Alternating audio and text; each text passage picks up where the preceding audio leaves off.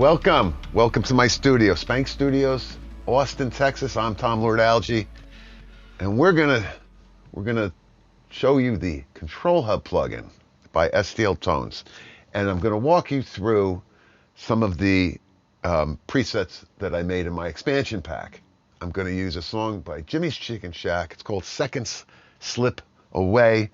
So what I'm about to play you is just raw audio, raw balance, not mixed, but here is some of the song. This is the beginning part of the song.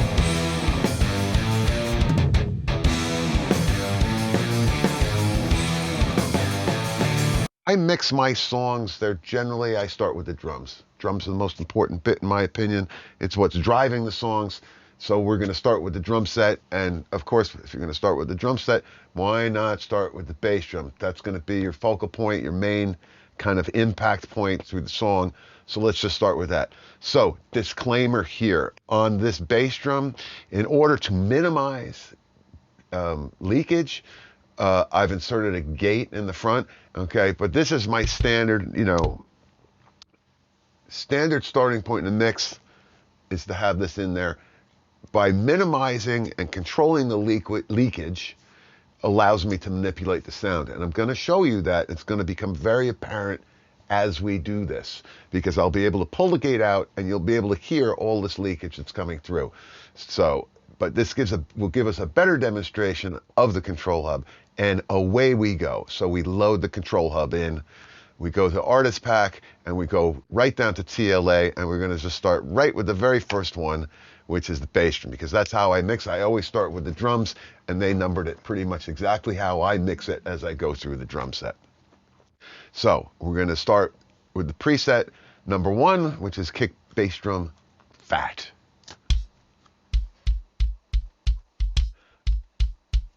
Right, and I'm going to go into the next one. So what I'm going to do is use this as a starting point. I'm just going to scroll through the ones, and I'm going to see which one suits this particular bass drum the best. So this one sounds pretty darn good. Right, and there's number 2. And I got to be honest, I think that this one might even be a little better. Okay, here's number 3. Also good. And again, that one actually has compression in it. So one thing that I found with my bass drums, generally, if I'm using compression on a bass drum, it's because the guy's foot isn't steady. So I want to use it just to level out and keep the bass drum hits at a more consistent velocity. But generally I found sometimes with compression on bass drums, it almost sometimes makes it smaller. It all depends on the thing. This particular number 3 kick rock has some compression on it. Sounds good. And then number 4 is actually a bass drum, a preset that I created, designed exactly for a sample that's available in Trigger 2. It's one of my brother's bass drum samples. I'm going to go with the boxy fit, because on this particular bass drum, I think that fat is just a little bit too much. Okay, so we're going to walk through some of the modules here. So for me, what I like to do, I like to EQ into compression, but even though that this one, I'm not using the compression on this, I'm still going to use the equalization before the compression, because if I want to add compression after the fact, I want it to be hitting the compressor. So in this particular one, to be honest, like that preset for me, I don't even have to add EQ to it. It's punchy, snappy, is exactly what I want to be. Here's what it sounds like without it. Right, so it adds a nice punch to it. Right, and let's hear it again without the gate. Right, it's just getting rid of a little bit of that leakage. You're going to understand as I get into other portions of the drum set why I'm putting the gate on. Okay, but this to me works perfectly. But let's, because part of mixing is experimentation, and that's how you learn. So one thing, we're just going to take a look at some of these modules.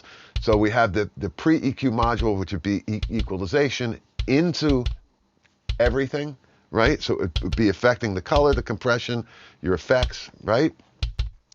So since I'm not going to add EQ on this particular bass, I'm actually going to put that off, and I'm going to move to the next module, which is the color module. And I'm just going to immediately just go right for the drive. and it starts to get a little ugly, right? But you can hear it's just kind of interesting. It is my favorite part of the plugin is the color module, and you can add the tape or the tube.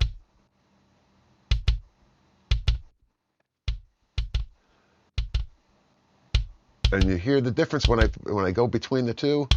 You know, I just obviously go from full on to nothing. But it adds a nice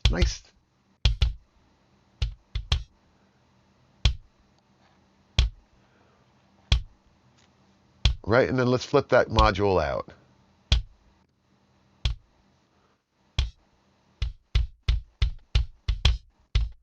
Right, so you can see it just adds a nice little saturation. Again, for me, I'm going to leave it at what it loaded at because I felt it, my first impression of that, it sounded the best. So now we're going to move down to the snare drum. But before that, you can see I have a bass drum sample, right? So I'm just going to going to load the bass drum sample and load the control hub onto that one, and I'm going to just put it in the same line here, right? And this one here, I'm not even going to load a preset. I'm just going to go right into some of the color. I want to see what happens if we just, as the plugin loads, let's just see what happens by putting some color in here, you know, using the color module.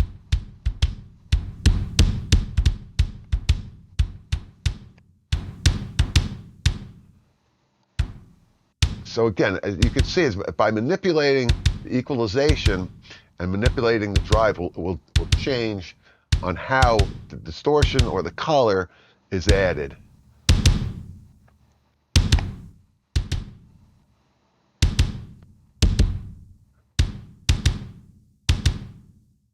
Right, so let me pop that out.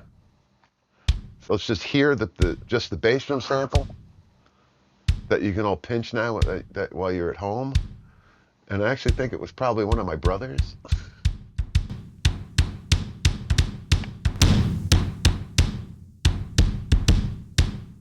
Right, so again, you know, sometimes for effect, I might take a bass drum or a bass drum room, you know what I mean, and put some of that drive on there, you know, for like a breakdown or something like that, or a drum break could be kind of cool. But for this particular application, I'm just going to leave this as it was. Okay, I'm going to leave the ControlHub plugin in there because I may come through here, and actually I am going to come through. I may just take a little bit of this clickiness out. There we go. I just want to pull a touch of that out because I'm getting a good amount of it from the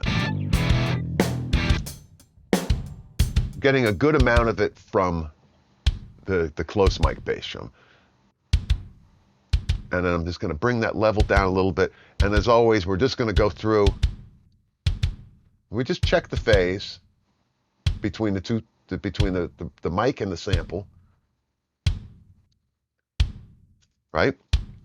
And if you really want it, if at home you have the ability to put your monitoring in mono, put it in mono and then flip the phase in and out. Okay? So you hear the difference. You hear when it's out of phase, the bottom end disappears. That means that you want to keep it in phase. So whichever way that you have more bottom end, you're going to want to go that way. That keeps the impact. Okay? It's great that they have that in there. It's very convenient. So there's our bass drum. Let's go over to the snare drum. And we're going to walk through the snare drum. So again, full disclosure, here's the top mic snare drum. Let's enlarge this so that you can see what we're doing here. Okay. So there's the gate. Again, no jokes. Right? So what I'm going to do for the moment, for argument's sake, I'm just going to leave that gate bypassed. Okay? So that you can hear what I'm talking about. And then when we find, or as we begin to manipulate the audio using the plugin, the ControlHub plugin, you can hear how that gate is going to be essential. Okay, so here we go. We got the ControlHub loaded for this one here, and so go down to Control Artist Pack, pick the TLA, and then again you can start scrolling through the presets.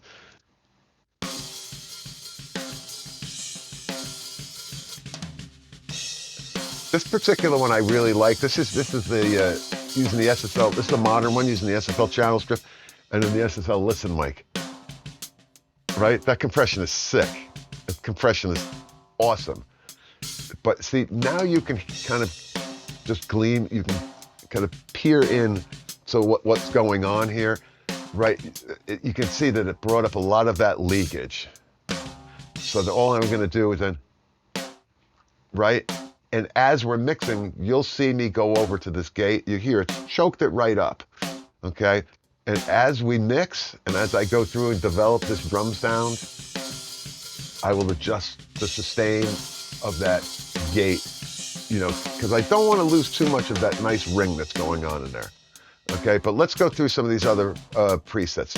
So we got, that's number 5, the snare top rock, snare top rock, first day with the new mouse.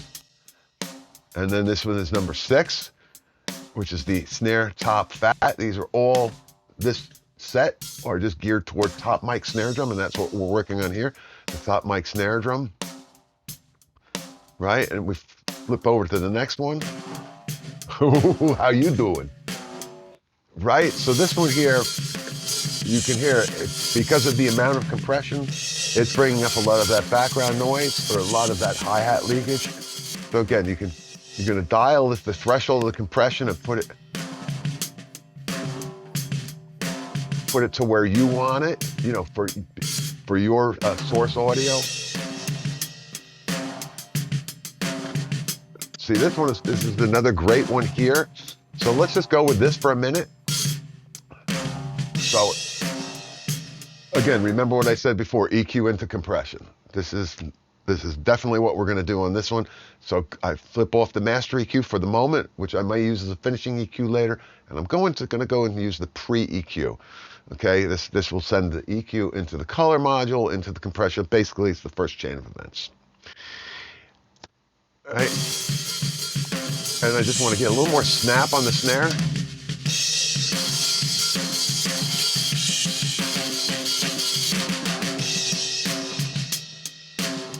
Which is right about there, right? And I'm gonna add a touch of bottom to it, you know, roughly 150-ish, right? And then I'm gonna tighten that up a little bit so that the bell's a little tighter. There we go.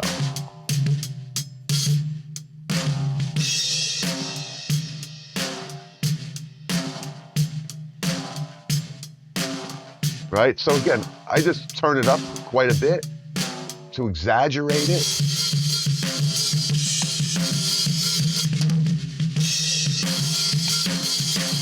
And then I bring it down to where I want it to be, right? So now you can see, all right, so you've created this sound, and you have, you know, you can look at the color module. This particular preset's got a little bit of distortion going on, and I like it. It's super aggressive, okay? But with all that saturation and that distortion going on, you hear it's and the compression, obviously, it's brought up quite a significant amount of the background noise. So let's go over to the gate now, okay? And we'll just trim some of that down. So you just adjust your release time, get it how you want it, right? So now how I'm hearing this, I may want to add just a touch more attack, right? So I just slow down the attack time a little bit, right? And now we got something starting to happen, right? So now on its own, as you know, it's not going to be the whole picture, right? But I'm going with that one there. Right now I'm going to go to the bottom mic. Snare bottom rock, number 10. I have the old number 10. Right, so here we go. So once again, before we start, let's just show you what that sounds like. I'm going to take the gate off. All right, so here's the bottom mic. Okay, and now we'll go over to ControlHub. And I can tell you right away that particular one sounds really good on this. But let's just see what else we got. That's number 10, snare bottom rock. That's fat. Number 11, snare bottom fat. Which again, for this, you know, again, I use these. They're my starting point, and I personalize them, or customize them, I should say, for the specific song that I'm working on, or the specific source material. All right. So that one's not going to work for this one. It's just a tad too boxy. And that's a 12 bottom crisp.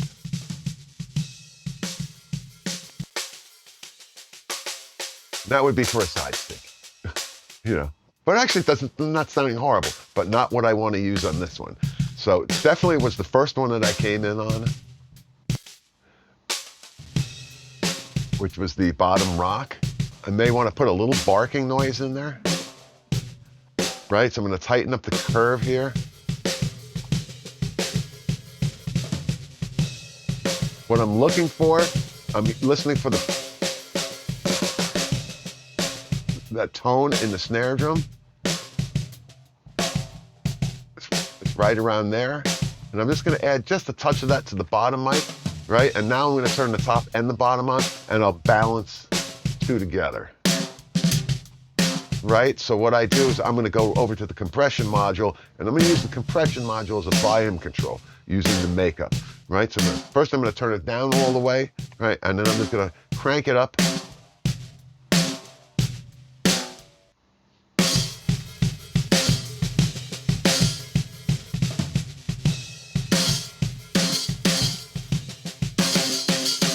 What I'm listening for is I listen to when it gets too loud, and then when it's too loud, I just back it down a touch. So let's try it. Right, so again, let's refresh it. There's the bottom mic. The bottom, that's what the bottom mic sounds like. Now here's the top mic.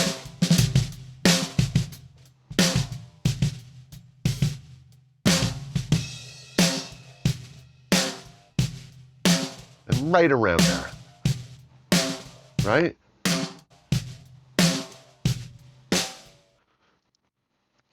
And if you really wanted to get slick, you can just take a look, you know, like if I look, I'm looking at the meters here, and they're both roughly the same volume, you know. But again, I do it by ear, and now I'm going to turn the gate on. See, now I have nice clean. So now if I wanted to go in there, right? If I wanted to go in and add some distortion to that bottom mic, right? First thing I'm going to do, I'm just going to copy my settings where I am. I'm going to take the gate out one more time. I'm going to copy the settings where I am because I'm going to experiment because I like the sound that I have and I want to be able to get back to it easily and quickly, right? So let's just see what happens if we just get into screw around with the drive here for a second. Let's just mess around with it.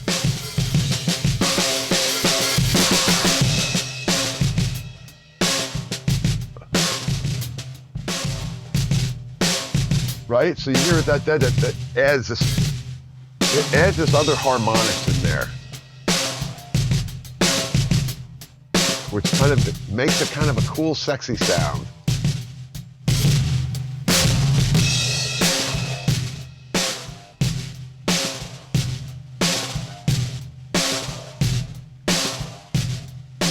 Right, so remember, we're going to be clamping down on this with the gate, so you can get, you know, a little aggressive with it, right?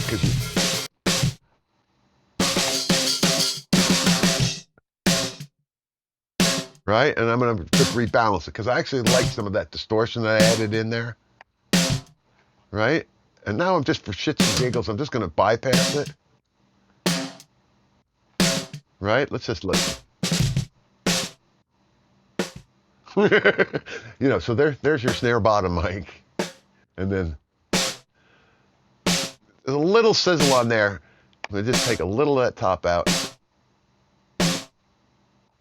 There we go. Right, so one thing we talked about is EQing into compression. So on using this particular snare top with fat distortion, when I add this,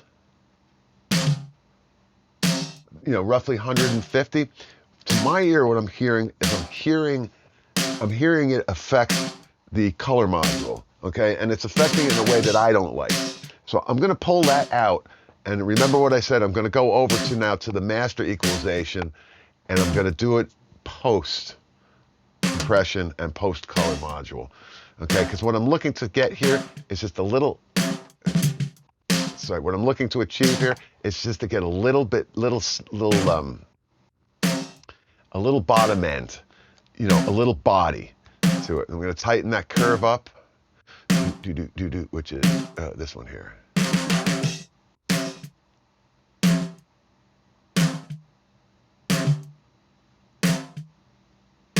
There we go.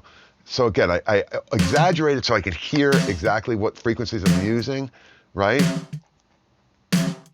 Again, you can always just hit the headphone button and it will solo it for you. Okay, but I like to do it this way, right? And then I bring it back down.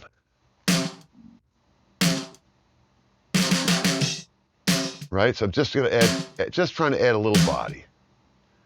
Or impact, I should say, not body, impact.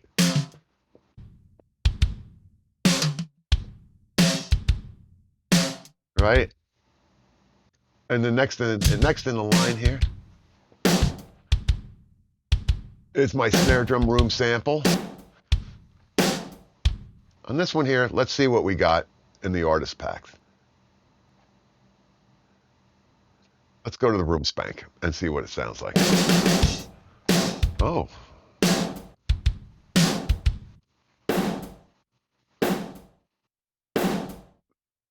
That is not horrible at all. So these are 26 and 27 and 28.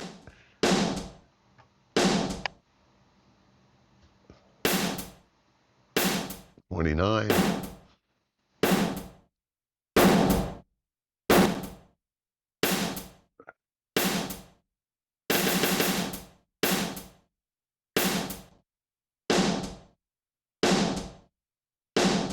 As I'm scrolling through this, I'm just listening to what I'm trying to achieve here. I'm hearing a little boxiness in here, and I'm going to want to remove it. But I just want to see if any of the presets that I created in my artist pack, if any of them are doing that. And this one seems to be the closest. Got a nice compression on it, right? I'm just going to check it with the.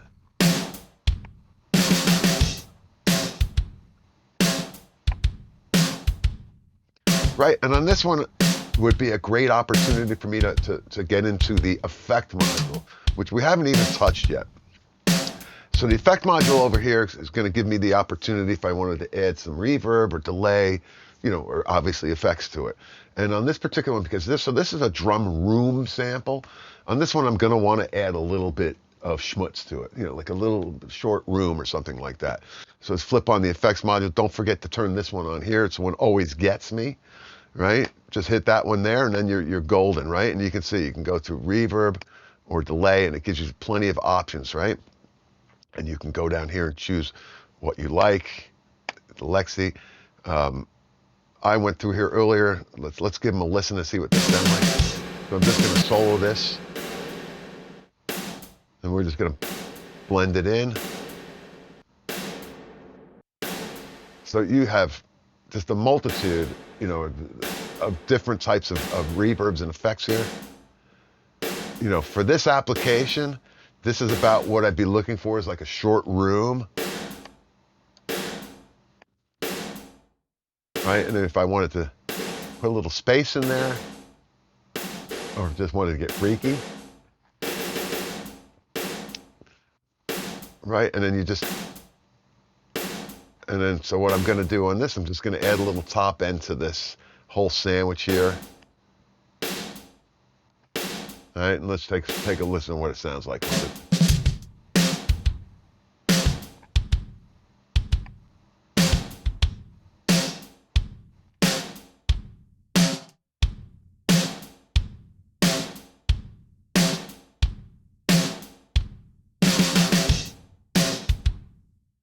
And as always, just check. I'm just going to check the phase.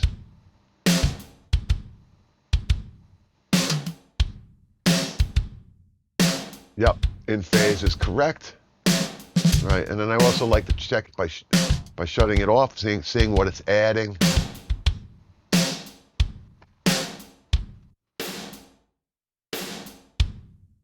That sounds good. I like that.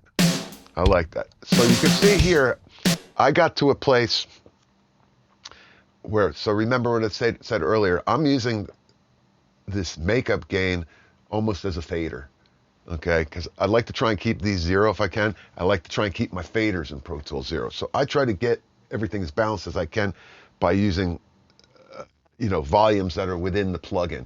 It makes life a lot easier for me because it's a lot easier to remember 0, my fader gain, or 0, my input and output gain, right? And then if I get to the point where I need to make an adjustment, on this, I just like to bring this room down a touch. Then I can come over here and just dial the output down a little bit.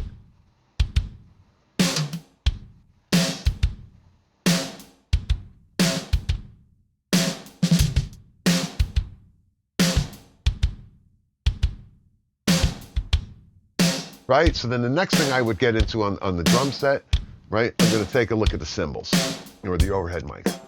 All right, so here, these are your stereo overheads here, and let's dig into those. All right, so what I like to do is I'm just gonna solo the one, and then I put it up the center, right?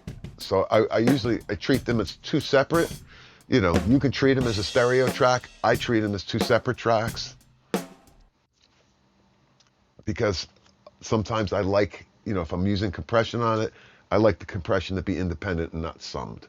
So this way, the left, it has its own compression and the right has its own compression.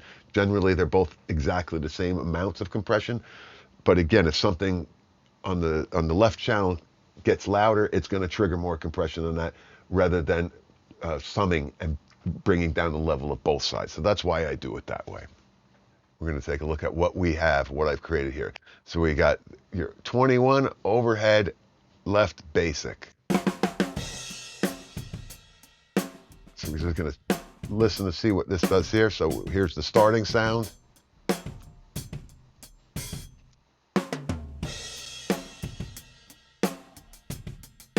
There's the right basic.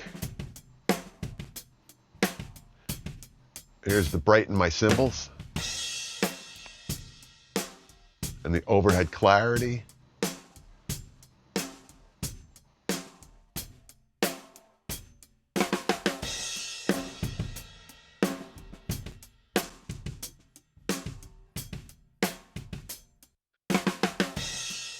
So the brighten my cymbals was my favorite on this one. And to be honest, on this, I'm gonna turn the color module off, right? And I'm gonna have some compression, but I'm gonna start with my equalization, right? And again, I'm gonna do it pre.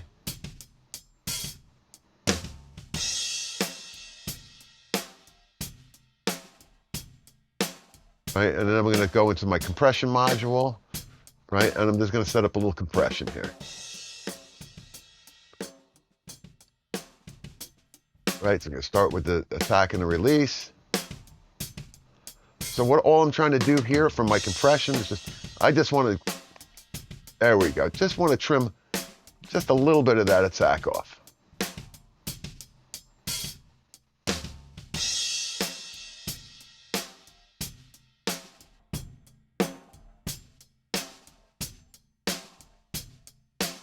Right, so here we go. Here's that one side. So you can see, rather than doing minus equalization, I'm doing positive equalization. By just adding that top end, I didn't need to pull out all that low mid-range, okay? Because I just brought the top end up to match that low mid-range. And then I add a little bit of compression to calm it. Right, so I'm gonna pan that back, and I'm just gonna drag this other plugin right down.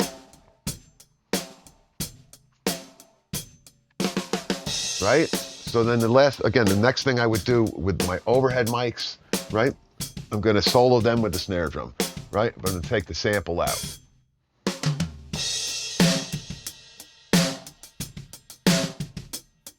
And I'm just gonna bring the faders up. And actually just gonna check what I'm gonna be checking for is my phase.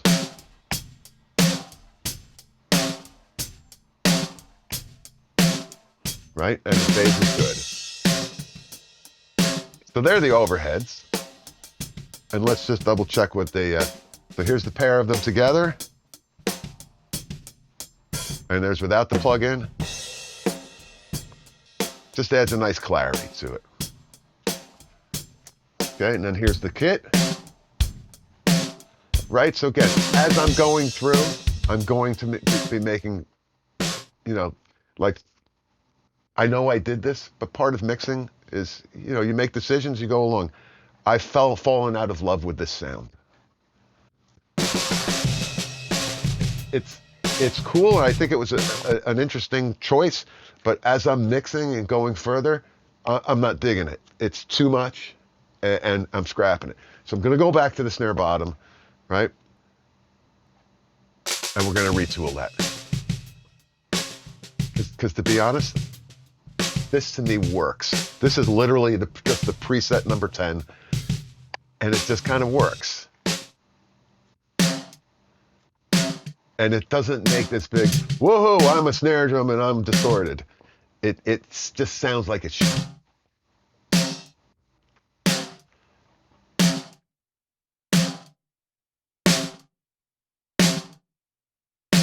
Right? And it's just strictly balanced there on that. And again, I keep coming back, as you can see. I move around.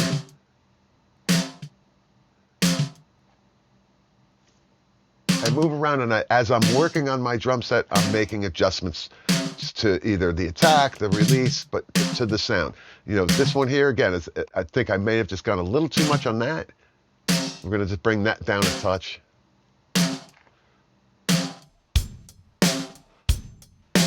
Right, and then the sample.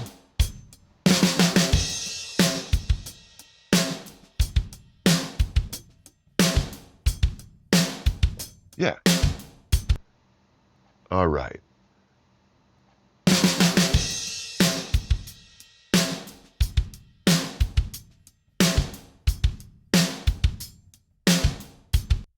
So as I'm working here and making adjustments, I'm digging the bounce I did on the snare drum. Now I just think the darn snare drum's too loud.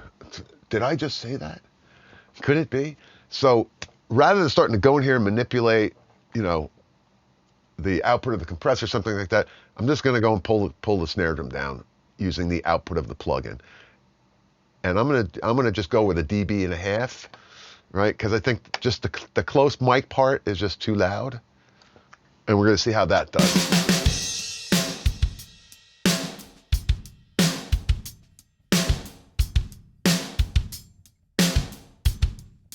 So those are great. For the cymbals, I'm cool with that. I just did a quick rebalance, on the drums using. I thought the snare drum was too loud using the outputs, right? So then we just real quick. We're going to go into the tom-toms. So for those of you at home, there's a specific way that I work with tom-toms. So I've actually gone through and cleaned them out. You can hear now the sustain is still there. But when the cymbal hits, again, I've filtered it so that the cymbal doesn't come through. This will allow me to manipulate the tom-toms to get the sound that I'm trying to achieve. There we go. Brighten my tom. So we're on a floor tom, so I'm going to go, let's start with brighten my floor tom. And there you go. And then we have one with tape saturation. There's the tape saturation on the low tom. And this is the one that I like. So we're going with that. I'm just going to add a little spank to that, or compression as I call it.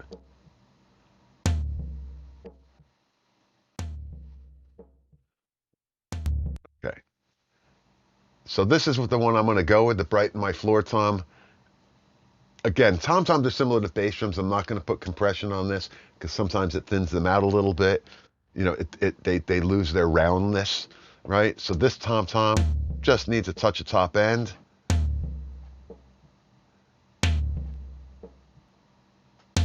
Something like that, right? So again, I use my brighten my tom as reference point. There's my starting point. Add a little bit of top end to it. Right, and for shits and giggles, like we haven't spent any time on the effects. We're just going to real quick. I'm going to go in. Let's just see if we have a non-lin.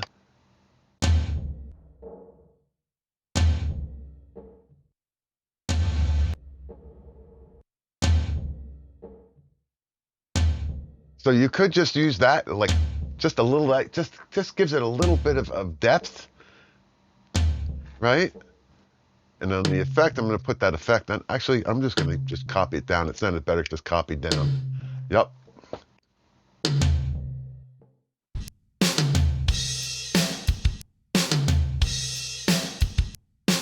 And there you go. There are your tom-toms. How you doing? Simple. I mean, you use the presets as a starting point, or my signal chain as a starting point, and then make it your own. And there's no rules. You can do whatever you want. So, and then if you really want to come up with something that's unique, you can duplicate your tom-tom tracks, and on the duplicate track, use the color module and drive the piss out of it, right? And just blend that in. It will give another unique sound. So now we go back to the section. I'll just highlight this section again. And just throw in the hi-hat. Right?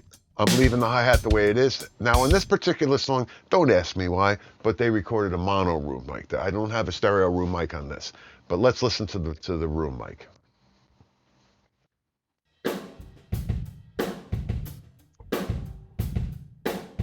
Let's see what kind of trouble we can get in with this rooms. Here we go. So we start going down to the room mics. We got 26 room spank left.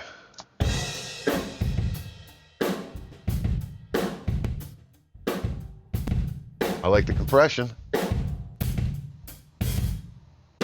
There's room 27, the 27 room right. That's even better, 28 rock room.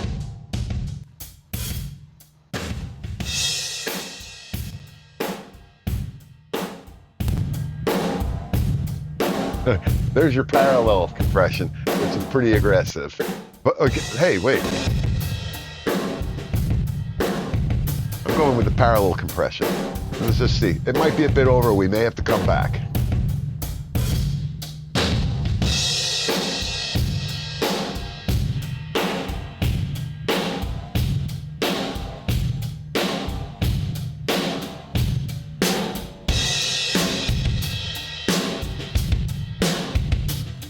Right, so now you can hear the room is out of phase.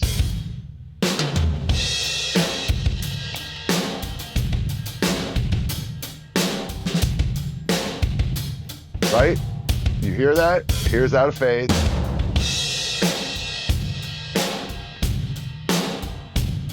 Okay, so here's what it is. It sounds like to me the bass drum is out of phase. Because when I flip the phase on the room mics, when the room mic is out of phase, the bass drum becomes fuller and the snare drum becomes a touch thinner, which tells me that the bass drum may be out of phase with itself. So I flip the phase on that. Let's check this again. Here's out of phase.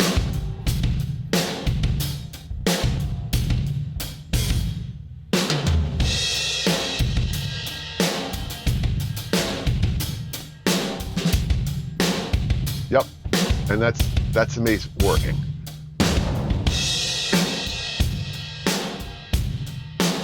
And I'm just gonna raise up the release time a touch. It's just rippling a little bit. There we go.